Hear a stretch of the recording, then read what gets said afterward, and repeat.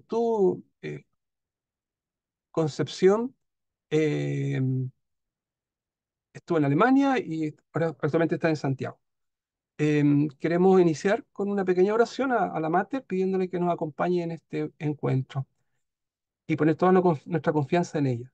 En tu poder y en tu bondad fundo mi vida, en ello espero confiado como niño, Madre admirable, en ti y en tu Hijo, en toda circunstancia, creo y confío ciegamente. Amén. Dicho esto, le doy la palabra al padre Patricio Moore.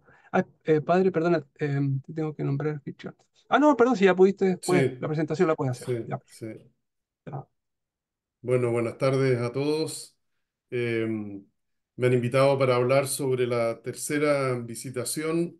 Eh, Esta tercera visitación fue en el año 1963-1964, es algo más desconocido. Las otras dos visitaciones, la del obispo Stein y la del padre Trump, son bastante conocidas. Esta es la menos conocida. Y ahora yo pude meterme en una investigación sobre esta visitación gracias a que tuvimos acceso a archivos del Vaticano, especialmente de la Congregación para los Religiosos y también del archivo de aquí de la Diócesis de Santiago. Después voy a explicar por qué la Diócesis de Santiago está involucrada también en esta tercera visitación. Y los archivos de nuestra comunidad, esos tres archivos han permitido iniciar una investigación de lo que sucedió en el año 63 y 64. Entonces ahora les voy a eh, una presentación.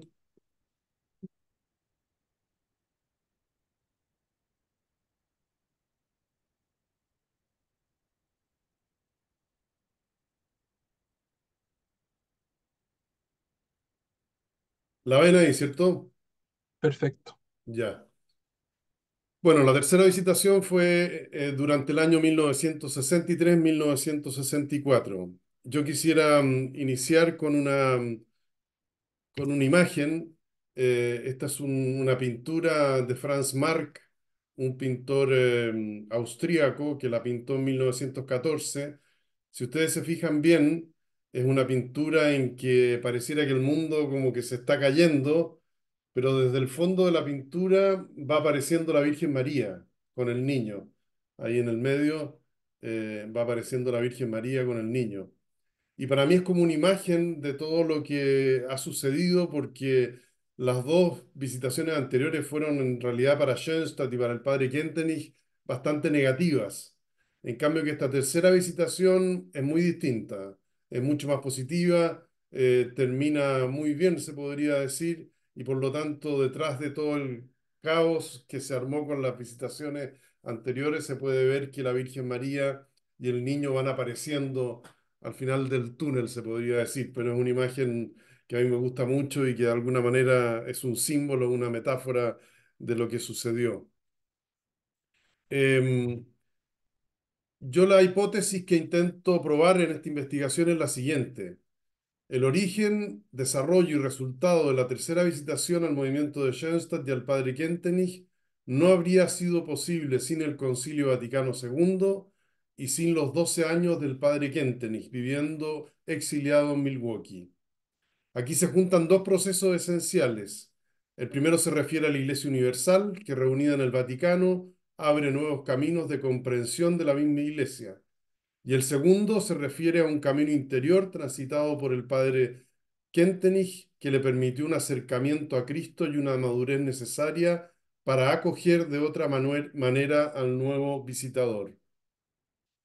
Estos dos momentos para mí son bien importantes porque ustedes saben que el Concilio Vaticano II comenzó en 1962 y realmente sin el Concilio Vaticano II, sin este nuevo lenguaje de la Iglesia, sin esta apertura de la Iglesia, habría sido, yo creo, muy difícil una tercera visitación. Y a eso se junta que el padre Kentin ya llevaba 12 años en Milwaukee, 12 años que le permitieron a él hacer como una elaboración de lo anterior, una maduración de todo lo que había sucedido y de mirar la historia de Schoenstatt de otra manera. Entonces, al juntarse estos dos procesos de vida, permiten que el fin de esta tercera visitación sea totalmente diferente a las anteriores. Pero después lo vamos a ir viendo, esta es la hipótesis, se podría decir, de este trabajo y después vamos a ir de alguna manera comprobando que esta hipótesis es verdadera. Las preguntas que acompañan la investigación son fundamentalmente tres. En primer lugar, determinar cómo se gestó y cómo se desarrolló la tercera visitación. En segundo lugar, precisar las decisiones que generó la visitación y las repercusiones que tuvo tanto en Schoenstatt como en los palotinos. Y la tercera pregunta se refiere a las personas que cooperaron e hicieron posible el origen y desarrollo de la visitación. Esas son un poco las preguntas que yo quiero responder hoy día. ¿Mm? Eh, bueno, esta es una foto del Concilio Vaticano II, que es digamos, es un momento crucial de la Iglesia, que fue entre el año 1962 y 1965. ¿Mm? Eso también va a ser bien importante. El Concilio Vaticano II, atrás quedó la intención del... Esto es interesante, ¿ah? Porque la segunda visitación del padre Trump termina con 14 medidas administrativas contra Schoenstatt. Así termina, digamos, el informe de Trump. Atrás quedó la intención de elaborar nuevas medidas disciplinarias o de buscar incansablemente posibles herejías y errores, sino que ahora, con la tercera visitación, se deseaba dialogar para encontrar buenas soluciones y sostenibles en el tiempo.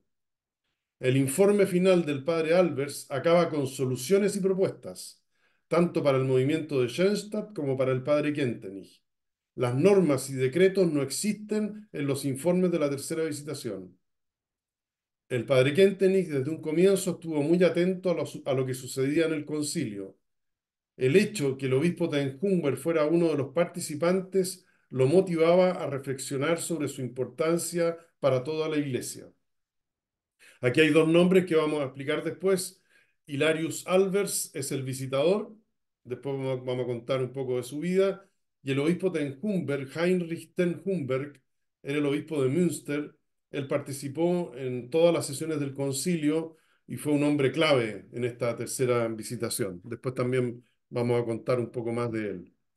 Vamos a pasarlo del concilio porque si no nos vamos a demorar mucho.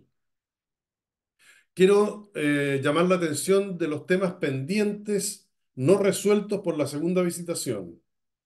Eso es importante porque quedaron muchos temas pendientes, a pesar de todas las medidas administrativas. Y hay preguntas pendientes por acusaciones con respecto a la moralidad del padre Kentenich. Eh, en segundo lugar, hay tensiones entre el movimiento de Schoenstatt y los palotinos, porque después de la segunda visitación del padre Trump, se elaboró un estatuto general para la obra de Schoenstatt, que empezó a funcionar con una presidencia general en la cual el superior general de los palotinos era el presidente de la presidencia nacional de Schoenstatt, de la presidencia internacional de Schoenstatt. Entonces esto indudablemente que produjo muchos problemas. Diferencias con respecto a los contenidos del carisma de Schoenstatt y del lugar que ocupaba el padre Kentenich en el movimiento. Eh, yo lo estoy pasando esto más o menos rápido porque después lo vamos a ver de nuevo. Conflictos no elaborados con los palotinos. Pero esto lo vamos a seguir de largo y vamos a empezar ahora con la tercera visitación. Preámbulos de la tercera visitación. Yo puse esta foto porque la tercera visitación es pasar un poco de la sombra hacia la luz. Entonces me parecía también una buena metáfora, de lo que sucedió. Preámbulos de la tercera visitación. El 9 de abril de 1957, el padre Emil Eigenmann era el superior provincial de los suizos palotinos. Después él pasó a nuestra comunidad. Él fue un gran defensor del padre Kentenich. Aquí cuenta que el 8 de mayo del 57 se juntaron con el padre Müller, que era el superior de los palotinos, para tratar de abuenarse entre Schoenstatt y los palotinos. Y el padre Müller les contestó: yo no pienso aprobar una separación de los palotinos de Schoenstatt y haré todo lo posible por mi parte para impedir que esto ocurra. Esto es bien importante porque este padre Müller jugó un rol muy importante. Él era el superior general durante toda esta época de los palotinos y él siempre estuvo en contra de Schoenstatt y del padre Kentenich. Pero es un preámbulo. El 12 de mayo del 59 fue reelegido el padre Müller como superior general de los palotinos, quedando él en una posición más segura y firme contra Schoenstatt. Y lo segundo, el 7 de octubre de 1959, 9 obispos alemanes de diócesis donde el movimiento de Schoenstatt era numeroso y cooperaba activamente con la iglesia local, le escriben una carta al Papa Juan XXIII sobre el tema de Schoenstatt y los palotinos en sus diócesis. Esta carta es bien importante, es como la primera carta positiva de los obispos alemanes a favor de Schoenstatt y pidiéndole al Papa Juan XXIII que haga algo. Este es como el primer preámbulo bien fundamental, esta carta del 7 de octubre de 1959.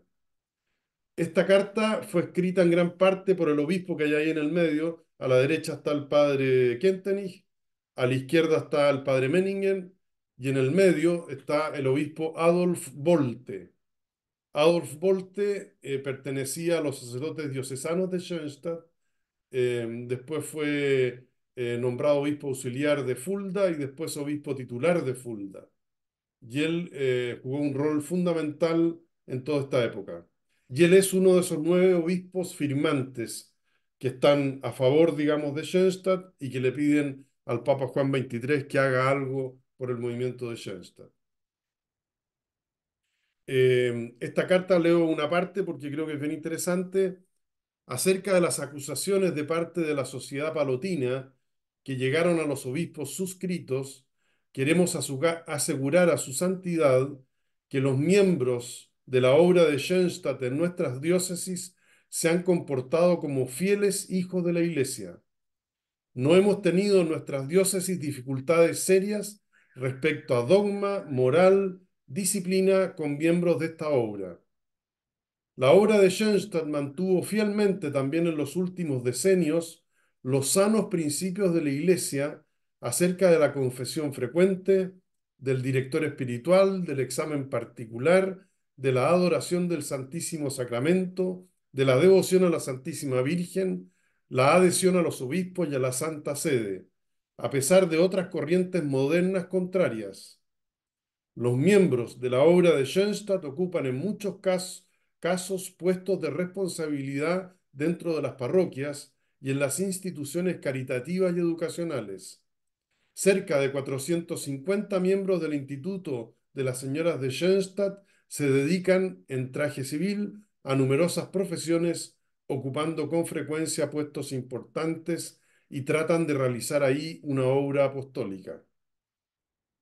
Hay que decir que fue muy importante la labor que hacían los sacerdotes diocesanos de Schoenstatt, las hermanas y las frauen, porque ellas en gran cantidad trabajaban en parroquias, en las diócesis y daban un muy buen testimonio.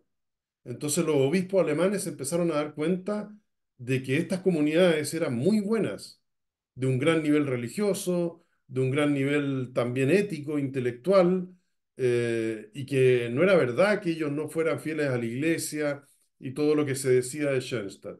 Entonces eso también jugó un rol muy importante en esta tercera visitación. El 7 de octubre de 1962, en las vísperas del inicio solemne del Concilio Vaticano II, eh, bueno, esta es la carta que yo quiero destacar. El 19 de noviembre del 62, el concilio comenzó en octubre, se juntaron cuatro cardenales que estaban participando en el concilio, le escriben a Juan XXIII una breve carta donde proponen 2 cambios con respecto al movimiento de Schoenstatt. En primer lugar, que todo lo referente a Schoenstatt pase a ser ocupación de la Sagrada Congregación de los Religiosos, dejando entonces la responsabilidad que tenía hasta entonces el Santo Oficio. En segundo lugar, que se elaboren nuevos estatutos generales del movimiento de Schoenstatt bajo la tutela de la Congregación de los Religiosos. Esto era sumamente importante porque al dejar el Santo Oficio pasaba a una congregación en la cual todo era muy distinto. Y de esa manera se quería que el movimiento de Schoenstatt se independizara de los palotinos. Los cuatro cardenales son bien importantes también porque eran cuatro cardenales muy conocidos. Eran el cardenal Julius August Döpfner, arzobispo de München, el cardenal Laurent Rugamba, primer cardenal de Tanzania, el cardenal Joseph Frings, arzobispo de Colonia, y el cardenal Raúl Silva Enríquez, arzobispo de Santiago de Chile. Tanto el arzobispo de Colonia como de München eran fundamentales, ¿eh? Y además agrega un cardenal africano y un cardenal latinoamericano. Entonces estos cuatro cardenales le escriben al Papa Juan XXIII y el Papa Juan XXIII accede a esto. Y él, un poco después, en un documento, en un decreto, bueno, aquí están las fotos. Este es Juan XXIII con el cardenal Döpfner, este es el cardenal Rugamba de Tanzania, aquí está el cardenal Frings con el Papa Benedicto XVI, el cardenal Ratzinger, y aquí está el cardenal Silva con Juan XXIII, que son los cuatro cardenales. El 2 de enero del 63, ahí Juan XXIII traspasa toda la causa del movimiento de Schoenstatt a la Congregación para los Religiosos. Y eso es un momento clave en toda esta previsitación. Entre medio, el 20 de enero del 63, es la canonización de San Vicente Palotti, que lo canonizó Juan XXIII en medio del Concilio Vaticano II. Eso también juega un rol importante en todo esto. Y muy importante también es que es elegido Papa Pablo VI el 21 de junio de 1963. ¿Y por qué es importante? Porque él, el cardenal Montini, él pertenecía al Santo Oficio. Entonces él estaba al tanto de la causa Schoenstatt. Él estuvo muy presente en la segunda visitación. Hay varias cartas firmadas por él. Él era consultor, digamos, del Santo Oficio y por lo tanto conocía todo esto. Para él, el problema de Schoenstatt no era nuevo. Entonces, ¿qué es lo que hace Pablo VI? Pablo VI, en primer lugar, nombra a un nuevo cardenal a cargo de la Congregación para los Religiosos, que era un amigo de él, Hildebrando Antoniuti. Y entonces con ese cambio, él también le pide a Antoniuti que inicie esta tercera visitación. Pero eso lo vamos a ver un poquito más adelante. Antes quería yo también decir que el cardenal Frings, el 8 de noviembre de 1963, tuvo él una locución en el concilio que fue fundamental, porque esa locución en el concilio permitió un gran cambio en relación con el Santo Oficio. Aquí hice los ecos de la célebre alocución del cardenal Frings del 8 de noviembre de 1963 contra las prácticas del Santo Oficio se escuchan hasta nuestros días. El obispo Ten Humber en su diario del concilio, el 9 de noviembre, anota lo siguiente. Ayer, alrededor de las 18 horas, visitamos con el obispo Volte al cardenal Frings y lo felicitamos por su alocución del día anterior, sobre todo por la valentía de sus palabras. Esto fue un punto culminante del concilio. Frings se atrevió a nombrar ciertas prácticas del Santo Oficio y pedir cambios. Sus palabras fueron acogidas con fuertes aplausos. Esto es bien importante, porque esto permite un cambio en el Santo Oficio, un cambio de lenguaje, de cómo tratar a la gente, y por eso que cambió mucho esta tercera visitación. Entonces, este discurso del cardenal Frings fue bien importante. El cardenal Antoniuti inicia la tercera visitación al movimiento de Schoenstatt con una carta oficial escrita en latín dirigida al obispo de Münster, Joseph Höfner. Eh, en este documento se dan a conocer 5 objetivos y tareas fundamentales para el buen desarrollo de la visitación. En primer lugar, se da a conocer el nuevo delegado para investigar e informar acerca del movimiento de Schoenstatt, es el padre dominico Hilarius Albers. En segundo lugar, el padre Albers es una persona confiable que podrá llevar a cabo esta tarea de investigación. En tercer lugar, se nombra a Monseñor Wilhelm Wissing como delegado y asistente del movimiento de Schoenstatt. En cuarto lugar, se suspende el cargo de director del movimiento que ostentaba hasta ese momento el padre Schulte de los Palotinos. Y en quinto lugar, se le debe hacer una severa advertencia a las hermanas de María de no tener ningún tipo de relación con el padre Kentenich. Este documento es bien importante porque es el inicio de la tercera visitación. ¿Quién era Hilarius Albers? Hilarius Albers nació en Alemania el 30 de octubre de 1899 en Oldenburg, Westfalia. Fue el segundo hijo de 10 hermanos. Estudió en el Colegio de los Dominicos Santo Tomás en Vechta. En el año 21 ingresa a la Orden de los Dominicos en Países Bajos. Estudió filosofía en Düsseldorf y la teología en Salamanca. Esto es importante porque a él se le escoge, entre otras cosas, porque sabía castellano y alemán. Entonces él estudió en Salamanca y allí en España fue ordenado sacerdote el año 1927. En 1930 parte de misionero a China. Estuvo hasta fines de los años 40 en China y Japón. En el año 50 asume como provincial de los dominicos en Ecuador. El 55 fue llamado por Pío XII para ser visitador de los seminarios de la Congregación de los Vicentinos en Colombia y en Asia. En 1958 fue nombrado provincial de los dominicos en la provincia del norte de Alemania, con sede en Colonia. En 1962 asumió nuevamente como provincial en Ecuador. Un hombre universal, con gran talento para los idiomas, conocía la iglesia en todas partes, había sido superior. Él es Hilarius Albers, dominico. Los dominicos, hay que decir, son como la comunidad clásica de los visitadores. Esto tiene una historia muy hacia atrás, digamos, de ellos fueron los grandes inquisidores, pero aquí, bueno, no nos vamos a meter en la historia de la iglesia. Torquemada era dominico, pero eso ya es otra historia. El padre Albers muere el 14 de febrero de 1971 en Berlín. Hildebrando Antoniuti, como les decía, en julio del 63 fue nombrado por Pablo VI prefecto de la Congregación de los Religiosos. Eso es bien importante. Ese es Antoniuti y ese es Albers, el dominico. ¿Cómo fue la visitación? La visitación comienza, bueno, estas investigaciones siempre se pueden descubrir cosas nuevas, pero yo lo que descubrí es que ya el 19 de enero de 1964, Albert se reúne en Zúrich con el Consejo Provincial de los Padres Suizos. Según el padre Eigenmann, fue un encuentro muy positivo y abierto. El padre Albers les pidió que redactaran un documento con sus propuestas. El padre Alfons Ledergerber, en ese momento provincial de los padres suizos palotinos, escribe un memorándum al padre Albers, fechado el 20 de enero del 64, para dejar por escrito la opinión de su provincia sobre Schoenstatt. Tanto el padre Ledergerber como el padre Eigenmann después pasaron a nuestra comunidad.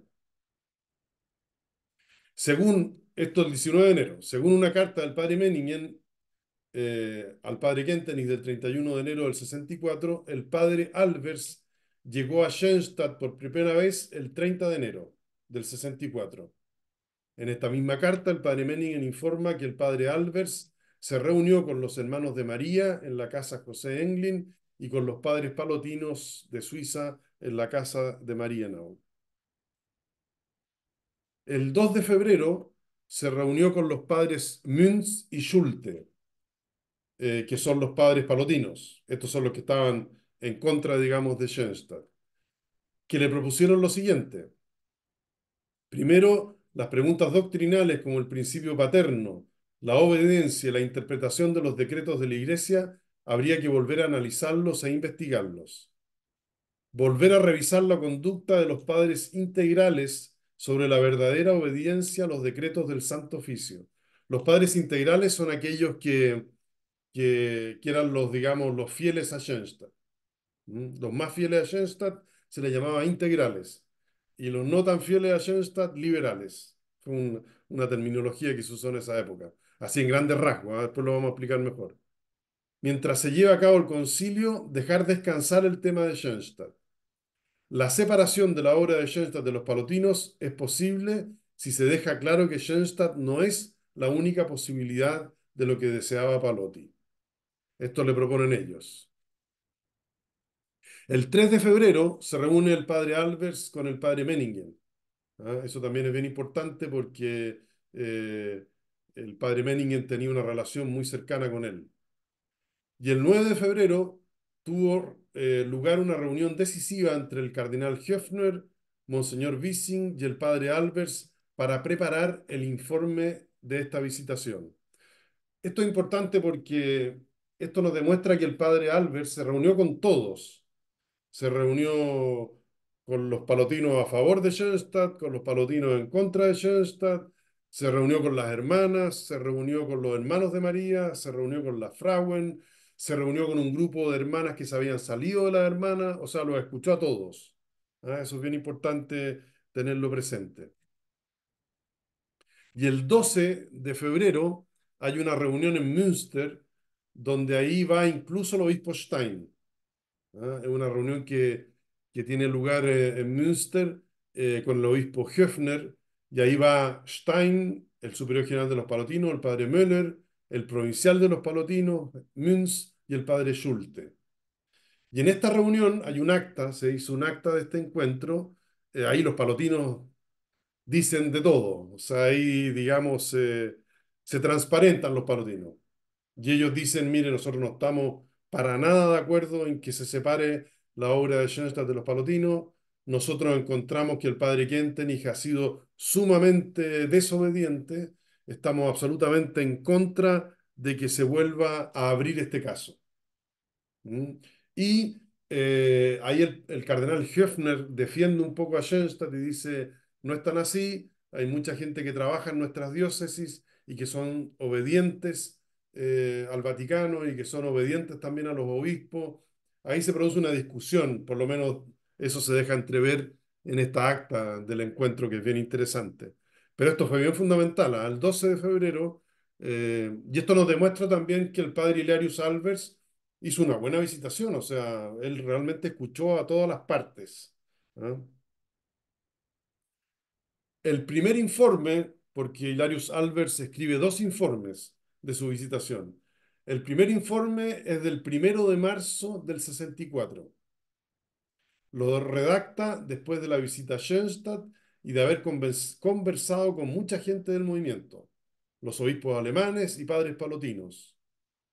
Aún Albers no se había reunido con el padre Kentenich ni había tenido acceso a los archivos del Santo Oficio. Este informe fue escrito en alemán y contiene 22 páginas. Eh, este informe, en realidad, ahí él cuenta las personas que entrevistó. Aquí el padre Albers distingue 5 grupos de personas: los obispos alemanes, los partidos involucrados, entre ellos el superior general de los palotinos, el padre Müller, el provincial de Suiza, Alfons Ledergerber, el provincial de Limburgo, el padre Münz, también los superiores de los institutos seculares de Schoenstatt, representantes del grupo de hermanas de María que se han retirado, el obispo Stein, el obispo Tenhumber, o sea, en realidad se reunió con todas las partes, digamos. ¿No? Esto, como les digo, aquí es bueno poner todos estos nombres porque queda claro que escuchó a mucha gente. ¿Mm?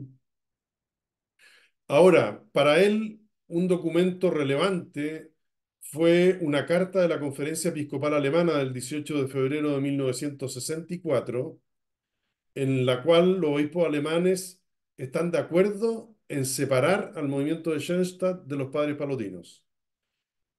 Esta decisión de los obispos alemanes va a ser fundamental porque en el fondo Albert se basa en esto y Albers, con el apoyo de los obispos, indudablemente que él podía poner en su primer informe que él estaba de acuerdo en que se separara el movimiento de Schoenstatt de los palotinos. Esta es la gran primera, diría yo, resolución de esta visitación y que va a ser fundamental porque Hasta ese momento, como les decía anteriormente, el superior general de los palotinos era el presidente de la presidencia internacional de Schoenstatt. Y con esta nueva resolución, Schoenstatt era autónomo, era libre y no dependía de los palotinos. Entonces esta decisión era clave. Y si los obispos alemanes, reunidos en Fulda, el 18 de febrero escriben esta carta diciendo que están a favor, indudablemente que esto fue una ayuda gigantesca. Aquí está la carta, aquí la leo porque creo que es clave. La escribe el arzobispo de Colonia, 24 de febrero del 64, a la Congregación de los Religiosos, a don Hildebrando Antoniuti. Eminencia, me honra compartirle que la conferencia plenaria de los obispos de las diócesis alemanas, reunidas del 17 al 19 de febrero en Taunus-Hofheim, con respecto a la obra de Schoenstatt, aconsejamos lo siguiente: la separación organizativa de la obra de Schoenstatt de la Sociedad de los Palotinos. B. La creación de un nuevo estatuto general para todas las comunidades de Schoenstatt. Y C. Hasta la consolidación definitiva de la obra de Schoenstatt, nombrar un obispo alemán como presidente interino, con derecho a veto del Consejo General, y un moderador para todas las ramas de la obra de Schoenstatt.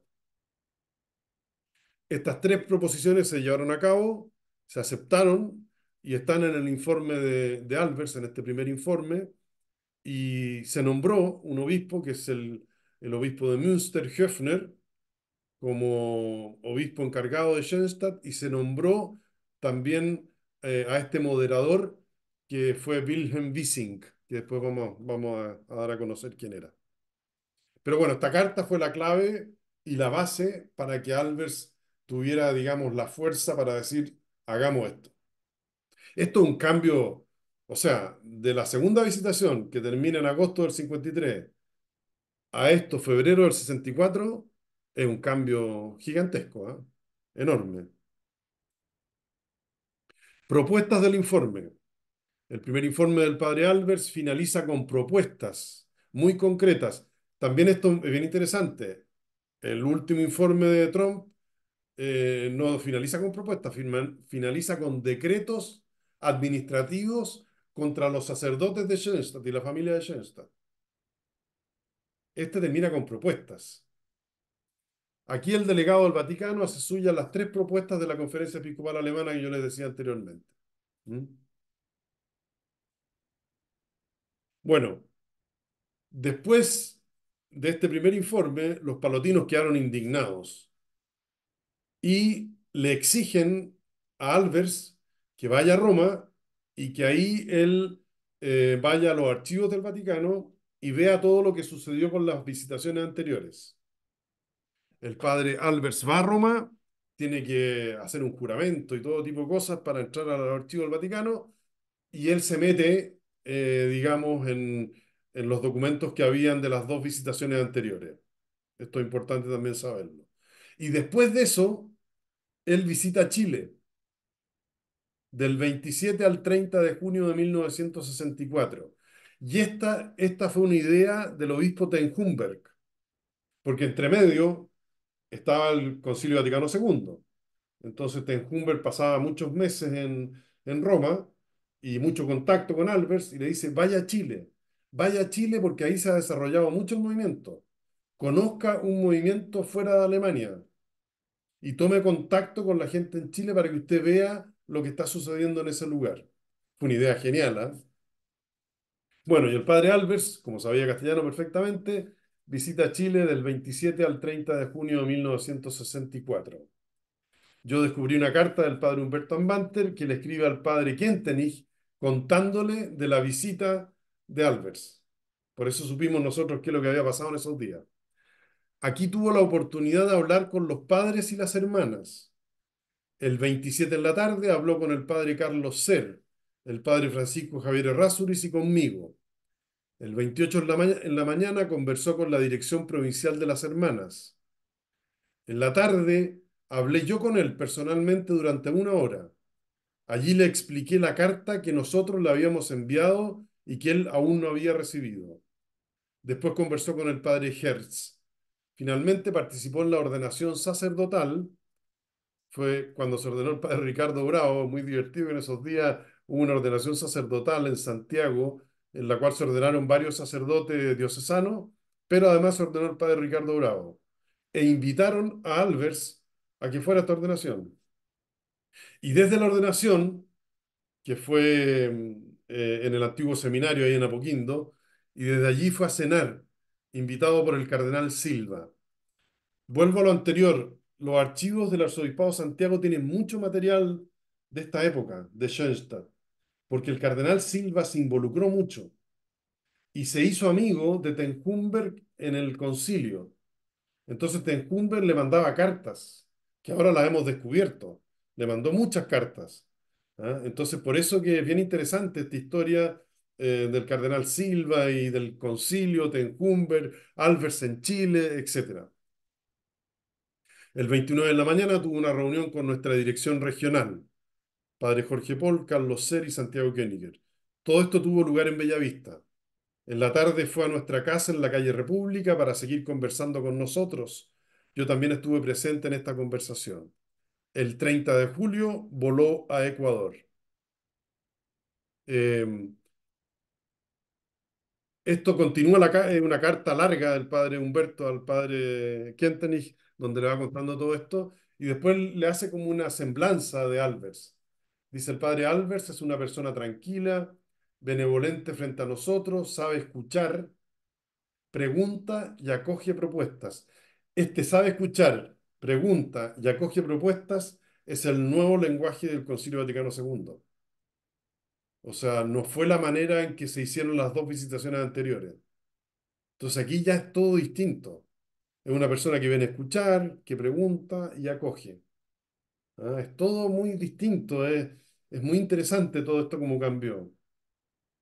Él es también sin duda inteligente, un religioso práctico y prudente que fue superior, que se preocupa no en primer lugar de las doctrinas, sino de buscar soluciones vitales y sostenibles.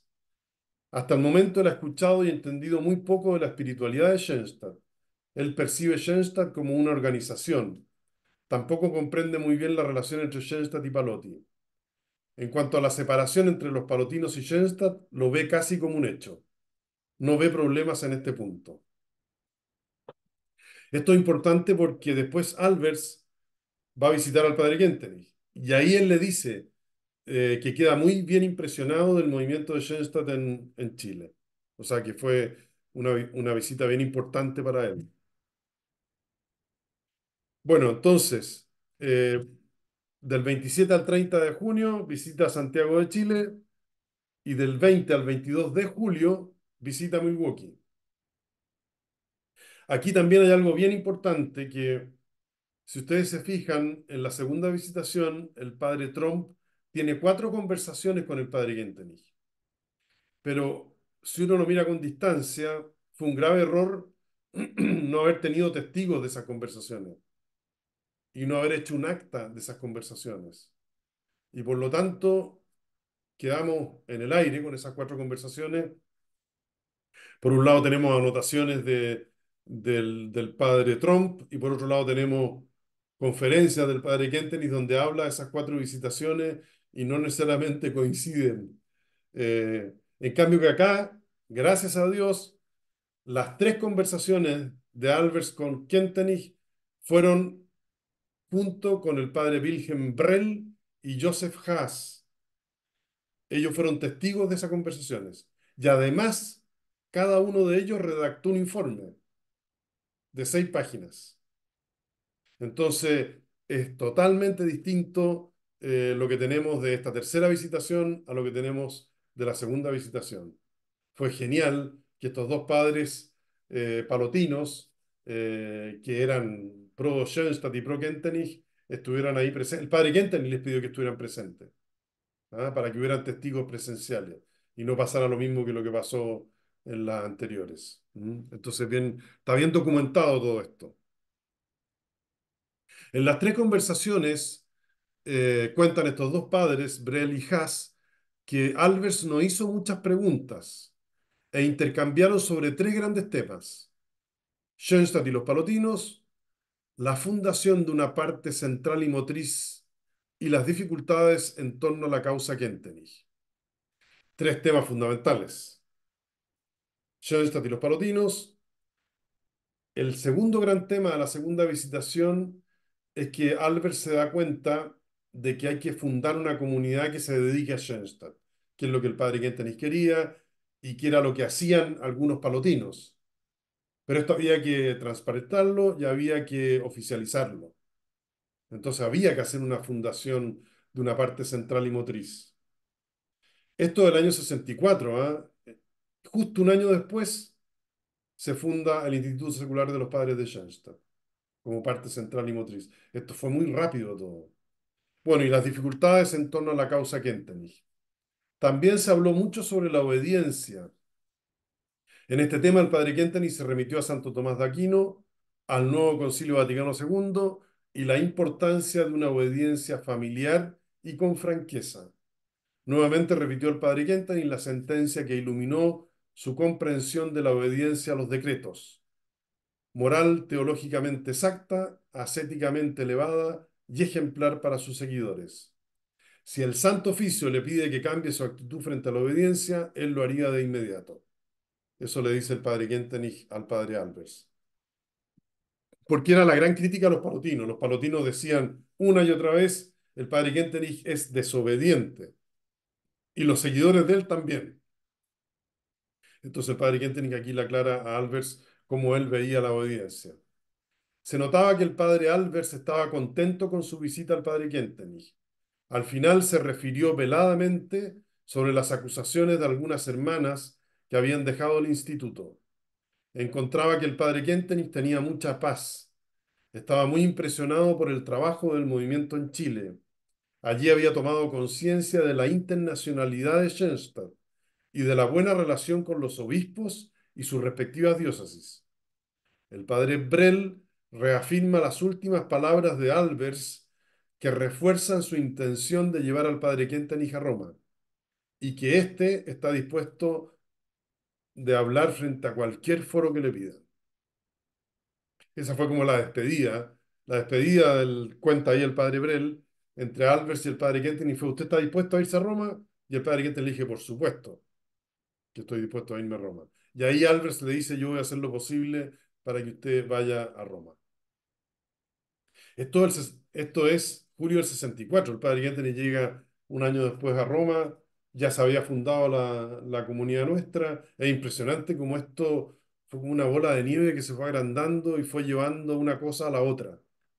Esta visitación para mí es fundamental y lamentablemente era muy poco conocida, porque no teníamos los documentos posibles para poder entenderla.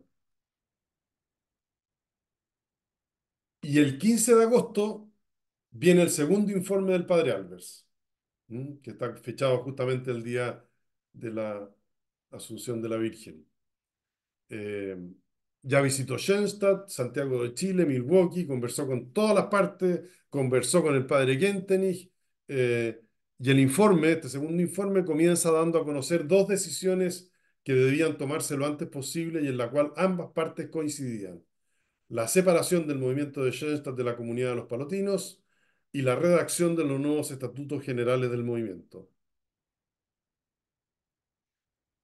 Si esta solución no prospera, Albers propone lo siguiente: la fundación de una nueva comunidad de sacerdotes que tenga como tarea principal ser la parte central y motriz de Schoenstatt. El padre Albers entendió muy bien la necesidad de tener una comunidad de sacerdotes al servicio del movimiento de Schoenstatt.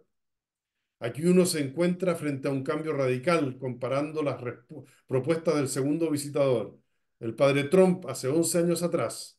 En 1953 era impensable una solución de este tipo, y más aún no se veía la necesidad de tener tal comunidad al servicio de Schoenstatt. Aquí aparecen nuevamente las acusaciones antiguas que no quedaron zanjadas ni investigadas anteriormente. Muchos rumores, algunas hermanas de María que abandonaron la comunidad, la hermana Georgia vuelve a aparecer y la hermana Ana. Justamente el año 62, la hermana Georgia se va a Bolivia a fundar esta nueva comunidad en la diócesis de Sucre. algunos palotinos que seguían juntando documentos para acusar al padre Kentenich. Tampoco esta visitación investigó estos casos, pero sí escuchó a todas las partes involucradas. Entonces, segundo informe, dos afirmaciones fundamentales: la separación inmediata de la obra de Schoenstatt de la comunidad de los palotinos y la fundación de una Pars Centralis et Motrix. Las razones para ello son, de acuerdo a su espiritualidad, de una permanente animación, lo necesitan esta nueva comunidad.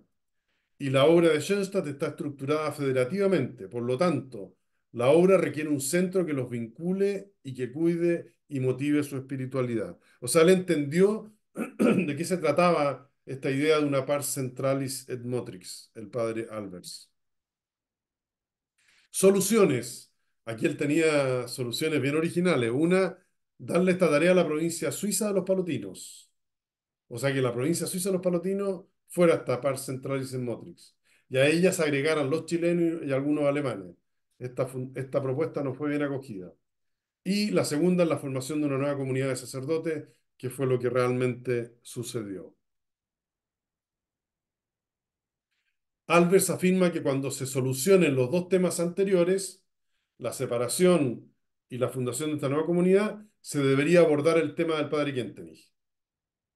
Existen en Alemania algunas acusaciones y también de algunas hermanas de María que se han retirado. No se dan a conocer el informe qué acusaciones son. Y lo tercero, bien interesante, Albers dice, es necesario coordinarse entre el santuario original y los centros de peregrinos de Schoenstatt. Eh, Esto también se dio cuenta de que en el santuario original iban a haber problemas, ¿ah? Si no había una coordinación.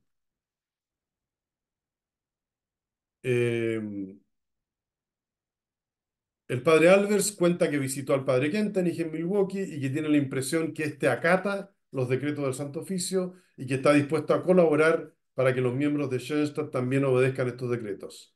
Esta afirmación fue importante, ya que uno de los argumentos de los palotinos, especialmente del padre general Müller y del provincial Münz, era precisamente que el padre Kentenich no obedecía estos decretos y que los interpretaba según su parecer.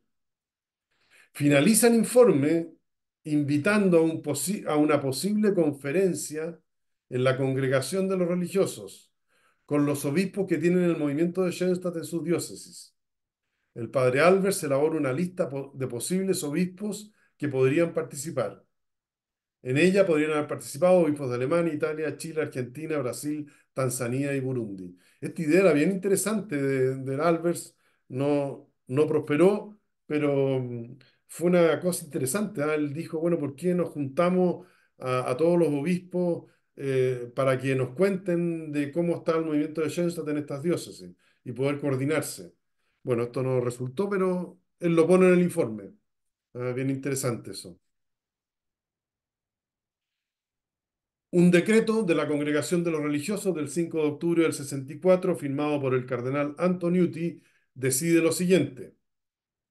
Se nombra a Monseñor Wilhelm Wissing como administrador apostólico de todos los grupos de Schoenstatt, principalmente con estas tareas: efectuar la separación de los palotinos del movimiento de Schoenstatt, elaborar nuevos estatutos generales, ver la posibilidad de tener un grupo de sacerdotes que sean parte central y motriz de la obra de Schoenstatt y sustituir como director del movimiento en Schoenstatt al padre Neuber de los Palotinos. Con este decreto termina esta visitación en forma sumamente positiva para Schoenstatt, eh, con cuatro resoluciones fundamentales que van a cambiar todo. ¿Mm? Entonces aquí uno se da cuenta de este giro radical, digamos, que hubo y que fue fundamental para el futuro de Schoenstatt. O sea, esto fue lo que cambió todo. Debemos en realidad estar muy agradecidos de lo que hizo Albers y de lo que hicieron todas las personas en torno al el obispo Tenhumber, el obispo Volte, Monseñor Wilhelm Wissing, el cardenal Silva, o sea, mucha gente que participó en esto y que hizo posible llegar a esta solución el 5 de octubre de 1964. Eh, Ahora, esto a los palotinos no les gustó para nada, ¿eh? Eso después lo voy a lo voy a dar a conocer. Voy a pasar algunas cosas de largo porque ya estamos en la hora. El 6 de octubre de 1964, el cardenal Antoniute emite un decreto en el cual informa que en acuerdo con el Papa Pablo VI se ha decidido lo siguiente. Aquí se agregan algunos puntos. Esto es bien importante porque él fue a hablar con Pablo VI y Pablo VI está absolutamente de acuerdo con esto.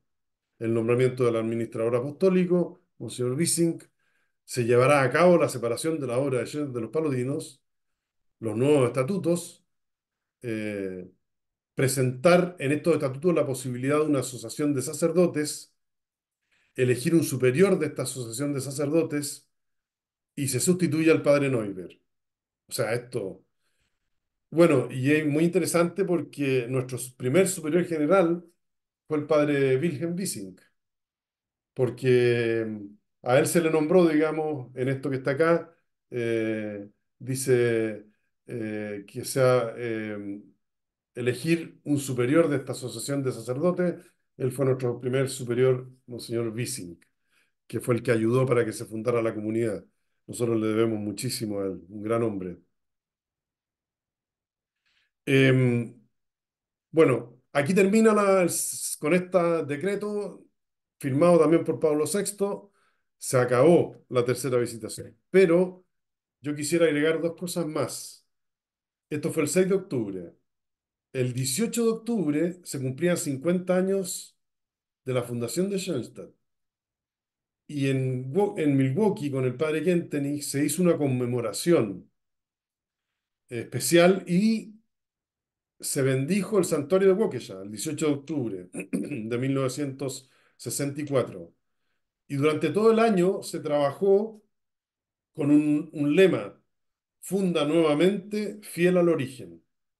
Ese era el lema de los 50 años de la fundación del movimiento de Schoenstatt. Entonces, esta tercera visitación coincide con los 50 años de la fundación de Schoenstatt. Es muy bonita esa coincidencia de la... eh, bueno, aquí hay una foto de Pablo VI con Juan Pablo II. eh, y como les decía, para terminar, los palotinos quedaron indignados con esto. Para ellos fue una derrota, así lo dicen claramente. Y dicen: nosotros, los palotinos, fuimos los fieles, fuimos los que siempre obedecimos al Vaticano, y esto es como una estocada, es como, no sé, una estocada por la espalda contra nosotros, y esta separación y todo eso. Esto lo supo Pablo VI, y Pablo VI, en forma muy, diría yo, paternal, le escribe una carta a Müller el 6 de enero del 65. El 6 de enero es la fiesta de la Epifanía, que para los palotinos es una fiesta sumamente importante. Entonces también la fecha es importante. O sea, el Papa se preocupó con mucha paternidad, digamos, de escribir una carta en ese día al superior general de los palotinos, como explicando todo esto, ¿ah? Porque estaba muy molesto. eh, Estaba muy molesto, digamos. Eh, Después, esta carta de Pablo VI a Müller está en castellano en el archivo del Arzobispado de Santiago. Es muy interesante la carta donde le dice: no se sienta derrotado, dese cuenta de todo lo que esto ha producido. Desde su comunidad nació una nueva espiritualidad. Ustedes, los palotinos, siguen trabajando, son una gran comunidad. Es una carta muy bonita, ¿ah? De Pablo VI a Müller, pero donde también le dice: mire, la separación ya está y es buena esta autonomía de Schoenstatt, y Schoenstatt es un movimiento independiente. ¿Mm? O sea, por un lado le deja claro lo que sucedió, pero por otro lado también valora, digamos, todo lo que ellos han hecho. El 11 de enero, esto fue el 6 de enero, el 11 de enero del 65, el Papa Pablo VI recibe en audiencia a Monseñor Wissing. Wilhelm Wissing, que lo hemos nombrado varias veces, él es un sacerdote de la diócesis de Münster. Él fue un hombre muy importante porque él tenía dos cargos claves. Uno, él era el director de Missio. Missio es una de las grandes obras de caridad que tienen los obispos alemanes, que se dedica a ayudar a África. Missio tiene muchísima plata y mucho poder. ¿ah? Eso siempre lo ha tenido y Monseñor Wissing fue un gran director de esta obra Missio. Y por otro lado, él era el secretario de la oficina de los obispos alemanes en Bonn, que era una oficina que hacía de vínculo con el gobierno alemán. El presidente era Ten Humberg y el secretario era Wissing. Y por lo tanto, y bueno, y toda la época de gloria de Alemania fue la época de Adenauer, de Konrad Adenauer. Y Adenauer era católico y él tenía una relación muy cercana con los obispos alemanes, católicos. Hay que decir que casi todos los anteriores eran, bueno, todos los emperadores alemanes eran luteranos y Bismarck para adelante, todos luteranos, pero Adenauer era católico. Entonces, hay fotos de Wissing con Adenauer, jugó un papel también muy importante Wissing.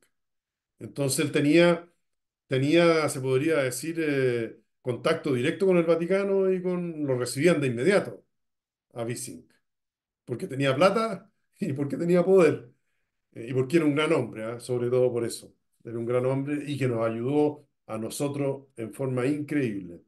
¿Ah? Murió el año 1996.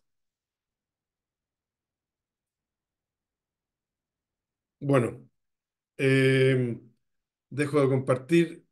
Es difícil en tan poco tiempo poder resumir una historia que es bastante larga y bastante compleja. Hay temas que los dejé fuera porque si no es muy difícil, pero un poco para tener una idea, digamos, de lo que sucedió en este año 63 y 64 y todo lo que eso después produjo, ¿ah? Las consecuencias de esta visitación del padre Hilarius Albers. Perdón si fui muy largo, pero No, padre, si quieres puedes completar. no. Tenemos- Ya he hablado ¿No? mucho ya. Em, bueno, en primer lugar hay personas de Chile, de varios lugares de Chile, y entiendo que de Argentina, Brasil, no sé si Uruguay parece que escuché también, y no sé si de otra parte de América. Bueno, queda abierto para que puedan ustedes hacer comentarios o preguntar al padre Patricio alguna cosa más específica. Alguien pida la palabra, por favor, para ser ordenado.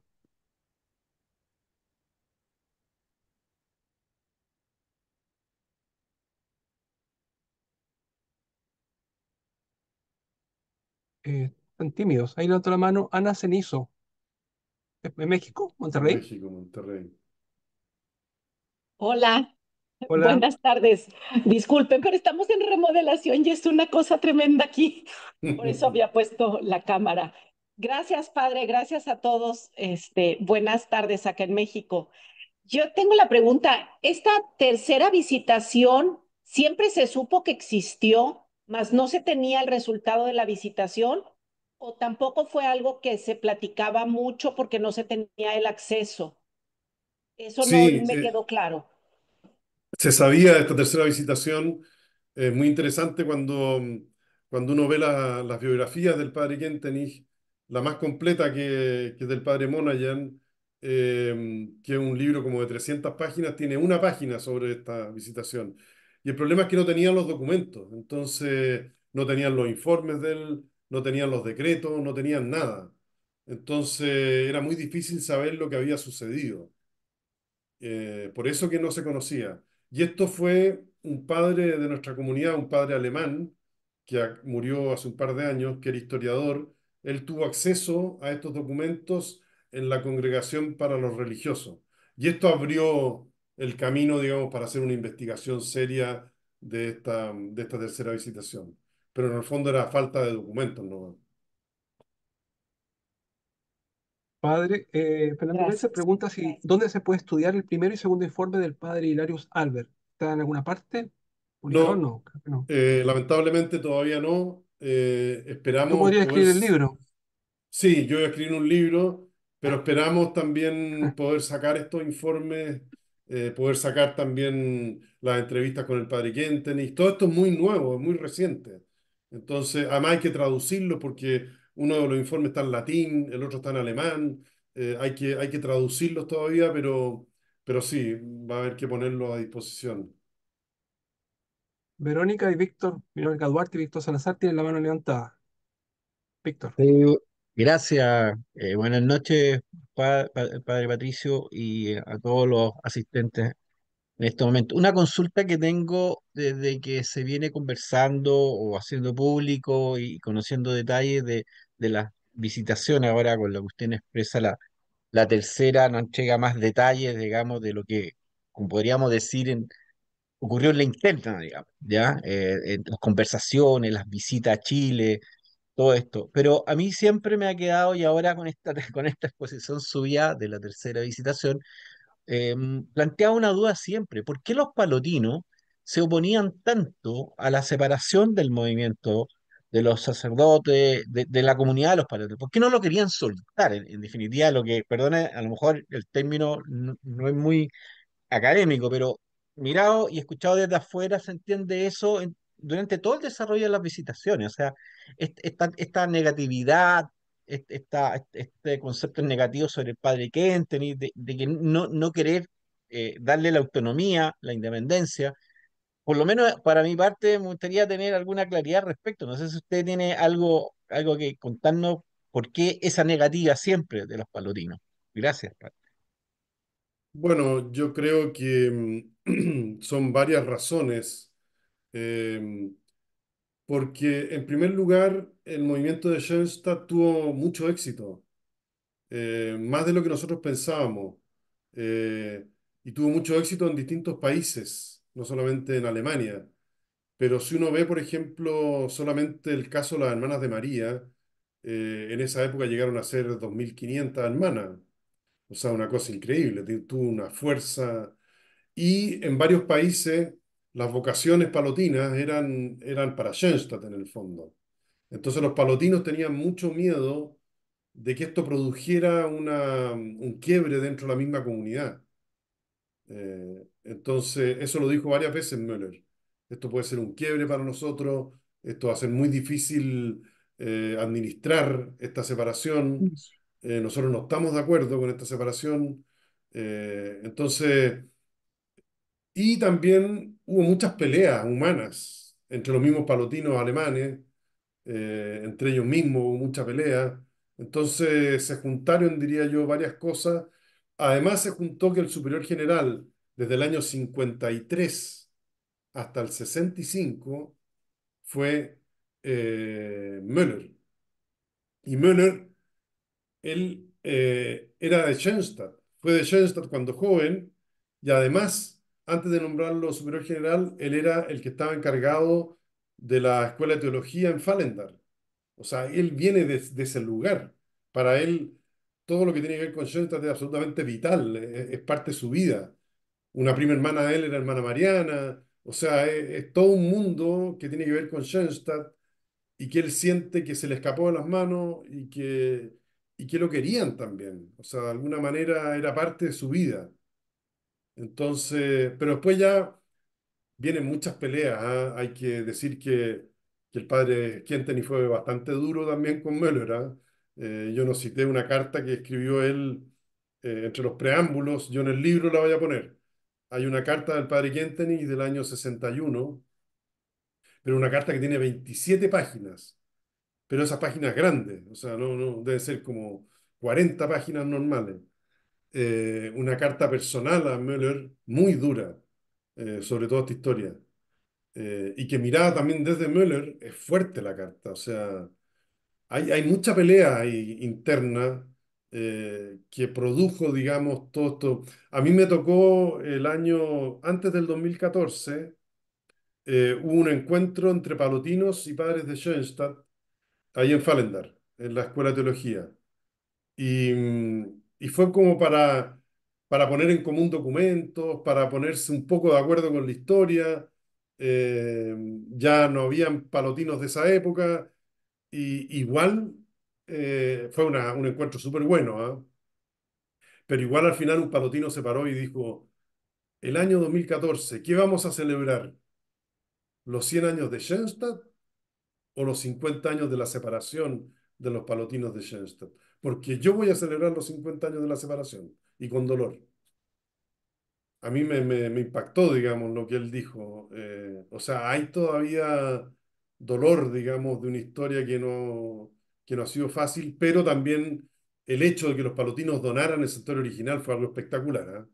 Eso también hay que decirlo claramente. O sea, fue un regalo gratuito de amor y cariño y de tratar de llegar a un, digamos, eso es bien impresionante también. Todo esto del santuario original, en todo este contexto, lo hace aún más valioso. José Oñate tiene la mano levantada. ¿De dónde es José? Solamente agradecer a Augusto por la invitación, somos de Iquique, por la invitación, ¿no es cierto? También felicitar al padre Patricio porque ha sido una charla magistral y que nos ilustra mucho a los que llevamos en el movimiento y conocíamos la primera y segunda visitación, ¿sí? Yo creo que nos ha dejado con grandes inquietudes y esperamos próximamente su libro. Eso va a ser. ¿Ah? Y perdón, Augusto, y aprovecho también saludar al padre Iván, que lo veo, que muchas veces nos visitó en Iquique. ¿Ah? Así que gracias y muy, muy bueno. Eh, Padre Patricio, Ahí ah, Sandra quiere hablar. Sí, perdón, padre, porque espero que Sí. salga así pronto su libro de Editorial Nueva Patris. ¿en Y qué quería parte de Argentina eres, Sandra? no, yo estoy viviendo en Colonia del Sacramento, pero estoy Ya. más relacionándome con Schoenstein Internacional gracias al padre Patricio, eh, porque gracias a las primeras dos visitaciones ahí nos empezamos a relacionar con hermanos de Ecuador, ya estaba con Argentina, Chile, Paraguay, así que nos internacionalizó, padre. Te Qué agradezco bueno, mucho qué a bueno. Editorial Patris, ¿no? Por la invitación de las conferencias. Lo que le quería consultar, porque tuvimos justo un papa alemán, el cardenal Ratzinger, que sería como que lo último, último que tendríamos con respecto a la opinión de Ratzinger sobre Schoenstein y todo lo que usted ha estado hablando en este momento. O sea, el cardenal Ratzinger tenía, yo Una creo, una muy cardenal. buena opinión de Schoenstatt. Él tenía una hermana de María que era secretaria de él muchos años, que lo acompañó hasta su muerte. O sea, él tenía una cierta cercanía. También el superior general nuestro anterior, el padre Marman, se doctoró con él y eran bien cercanos. Yo creo que él tenía muy buena opinión de Schoenstatt, pero no estaba, yo creo, tan informado, digamos, nunca se metió mucho, digamos, en este tema, me da la impresión a mí, pero indudablemente que tenía muy buena impresión de Schoenstatt, sí, sí. Padre, el padre Albert, el visitador, es como que parte de cero, o sea, como que no toma en cuenta las dos visitaciones anteriores. Da la impresión de que empieza otra historia. O sea, él empieza de cero hasta que los palotinos le piden ir al Vaticano a meterse en las visitaciones anteriores. Y ahí él se mete, tiene que hacer, como les decía, este juramento y se informa bastante. O sea, al final está muy bien informado él. Porque él había hecho visitaciones, era una persona que tenía experiencia en este campo. El padre Iván tiene la mano levantada. Sí, Padre Iván. Bueno, saludarlos a todos con mucho cariño y la alegría de encontrarnos nuevamente en este círculo y agradecer al padre Patricio por la excelente conferencia que nos deja con mucho apetito para leer el libro, ¿no? Este, no, lo que yo tal vez aparezca en el libro, digamos, porque como que los palotinos le recomiendan a Albers que lea los decretos que hay y los informes anteriores, ¿no? De los visitadores anteriores. Y parece ser que de eso Albert nunca menciona nada en lo que decide él, digamos. O sea, como que él tal vez lo estudió, pero no le parecía atingente en este momento, o lo que él había investigado estaba muy por otra línea. Esa es la impresión que me dio. No, no sé si hay algo más o si hay algunos escritos de él o alguna carta que haga referencia a eso, pero le pidieron que lo hiciera, parece que lo hizo, pero no sacó ninguna conclusión respecto a eso, ¿no? Sí, no, no es nada, por lo menos hasta ahora. Yo creo que, yo creo que tiene que ver con el Concilio Vaticano II. Yo creo que él no quería volver a repetir lo que hicieron los anteriores, repetir el lenguaje, repetir las acusaciones, sino que él quería soluciones. O sea, su perspectiva desde el primer día fue: aquí quiero solucionar problemas y no agregar problemas, ni tampoco investigar si hay herejías o hay cosas raras, sino que yo quiero solucionar. Esa yo creo que fue como la perspectiva que él tenía. Y se informó porque escuchó a todo el mundo, ¿eh? O sea, realmente desde la hermana Georgia hasta Stein. O sea, a todo el mundo. Yo creo que toda esa gente le tiene que haber contado miles de cosas. Y sin embargo, él, en los dos informes, no hay nada sobre eso. Nada, absolutamente nada. ¿Alguien más quiere preguntar o dar alguna opinión? Y me gustaría solamente al final contar así una pequeña anécdota.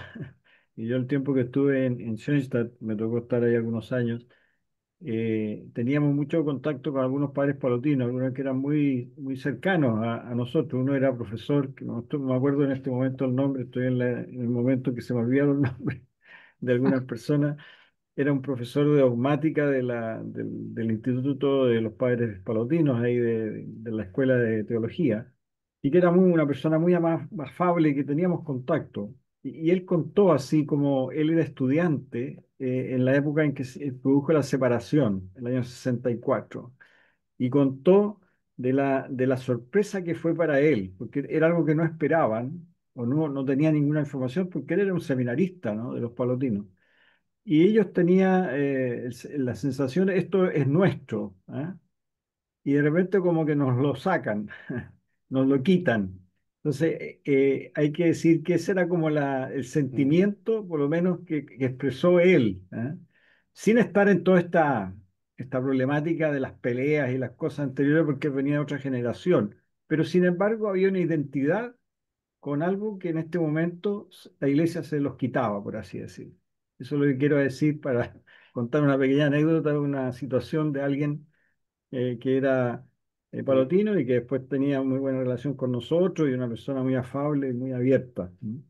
Pero que contó un poquito lo que le había significado ese momento muy concreto, que había sido muy doloroso para una gran cantidad de palotinos, especialmente los más antiguos que se habían jugado mucho por esta cosa, ¿no? Pero bueno, eso es una pequeña anécdota histórica de esa pasada mía por allá. Agradecer nuevamente al padre Patricio, ¿no es cierto?, y a cada uno de ustedes por esta participación. Creo que es algo que nos va ayudando a conocer más nuestra familia, nuestra historia y a nuestro padre fundador en su misión, como un camino muy probado, pero un camino que se va abriendo a la verdad y a la dirección que Dios tiene para nuestra familia. Y en toda la etapa que estamos viendo hoy, analizar y estudiar todo esto nos ayuda a profundizar también nuestra identidad, nuestra misión y nuestro compromiso, ¿m? Con esta nuestra misión. Queremos, no sé si Augusto, tú quieres dar alguna información antes de hacer una oración final. Sí, junto con agradecerle al padre Patricio por su tiempo y por la charla. Invitarlos, vamos a ir informando por las redes sociales algunas otras actividades que tenemos programadas en la pastoral del Santuario de Agua Santa y que va a ser también virtual. Un taller con el padre Iván Simicic, que va a ser en las últimas semanas de junio y el último miércoles de junio y después 2 semanas después en julio, sobre el carisma de Schoenstatt. En agosto tendremos un encuentro sobre cómo formar una pastoral social. Eh, Tenemos invitada también a Cecilia Sturla para que nos hable de los géneros. Tuvimos una charla el año pasado sobre los feminismos y ahora hablar de los géneros. El padre Carlos Cox, esperamos contar con él para hablar de Mario Iriart. Y tendremos al final una charla sobre María, Reina, Madre de Dios. Eso, Padre Iván, le doy la palabra. Queremos terminar este momento junto con agradecer nuevamente al Padre Patricio y a cada uno de ustedes por la presencia y participación. Queremos entregar todo este intercambio, este momento que hemos vivido, renovando nuestra entrega a María Santísima, ¿no? La alianza es nuestro carisma y desde la alianza vivimos para hacer vida en nosotros y en nuestro apostolado lo que el Señor nos ha legado a través de nuestro Padre Fundador.